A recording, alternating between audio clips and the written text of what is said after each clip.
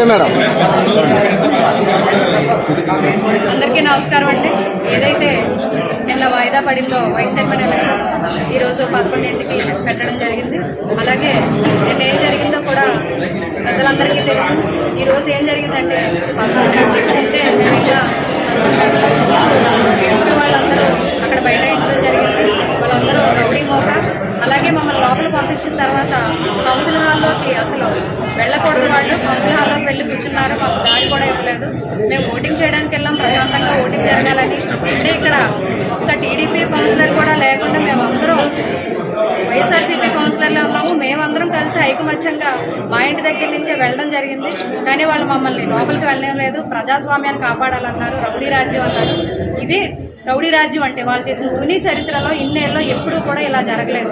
వాళ్ళు చేసిన హంగామా అయితేనే, ఇదైతేనే, ఆడవారిని బాధ పెట్టడం అయితేనే, ఆడవారిని మా కౌన్సిల్ సభ్యులని ఇబ్బంది పెట్టడం అయితేనే, ఇదంతా కూడా ఒకెత్త అయితే వాళ్ళు మమ్మల్ని లోపల కౌన్సిల్ హాల్లోకి వెళ్ళలేదు. వాళ్ళకి అసలు అర్హతే లేదు. అది కూడా పోలీసు వాళ్ళ కన్నుసన్నల్లోనే జరిగింది. పైనుంచి వాళ్ళకి సమాచారం రావడం, వీళ్ళ కన్నుసన్నల్లోనే ఓటింగ్ జరగకుండా ఆపారు. మేము ప్రశాంతంగా బయటయించాం. వాళ్ళు బయటకు వస్తే మనం లోపలికి వెళ్తామని, కానీ వాళ్ళు బయటకు రాలేదు. అలాగే మాకు కమిషనర్ కానీ ఆర్ఓ కానీ మాకు ఎక్కడ ఈ 2 రోజులు కనిపించిన దాఖలాలే లేవు. అసలు ఎలక్షన్ ఆఫీసర్ ఉన్నారా, ఎలక్షన్ పెట్టడానికి వచ్చారా, ఎలక్షన్ జరుగుతుందా అని కూడా అనుమానం వచ్చింది. ఎందుకంటే వాళ్ళు అసలు మాకు కనిపించలేదు. కేవలం పోలీస్ సిబ్బంది టీడీపీ రౌడీ మోకే ఉన్నారు. వాళ్ళు కన్సర్న్లోనే జరిగింది. మేమందరం బయటయించాము. అలాగే అనివార్య కారణాల వల్ల ఇక్కడ బాగోలేదనేసి మేము ఎలక్షన్ వాయిదా వేస్తామని చెప్పారు.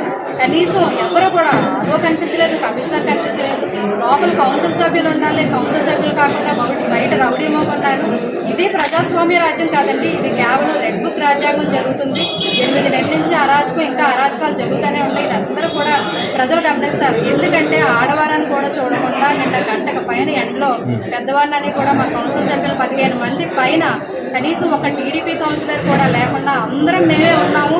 అందరినీ కూడా మమ్మల్ని ఆడవారిని కూడా చూడకుండా రోడ్డు మీద నించోబెట్టారు. ఈ రోజు కూడా అలాగే నించోబెట్టారు. కౌన్సిల్ హాల్లో కూడా వెళ్ళలేవలేదు. ఇదంతా కూడా ప్రజలు కనిపిస్తారు. అలాగే ఎవరైతే వీళ్ళకి సహకరించారో వాళ్ళందరినీ కూడా మేము న్యాయ పోరాటం చేస్తాం. న్యాయం అన్నది ఉంటుంది, రాజ్యాంగం అన్నది ఉంది.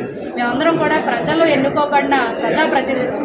ఒక మహిళలు అని కూడా చూడకుండా వాళ్ళు ఏ విధంగా కూడా ఎలా ప్రవర్తించాలో, ఎలా ప్రవర్తించకూడదో కూడా తెలియకుండా వాళ్ళంతా మూకమ్మడిగా రౌడీ ముక్తో వచ్చి మద్యం సేవించి ఇక్కడ ఆడవారిని కూడా ఇబ్బంది పెట్టడం జరిగింది. ముందు మేము ఎలక్షన్ కమిషనర్ గారికి అయితేనే, అలాగే మిగతా వారికి కనీసం ఒక ఆర్ఓ కనిపించలేదు. మిగతా వారికి కూడా న్యాయపరంగా మేము పోరాటం చేస్తామని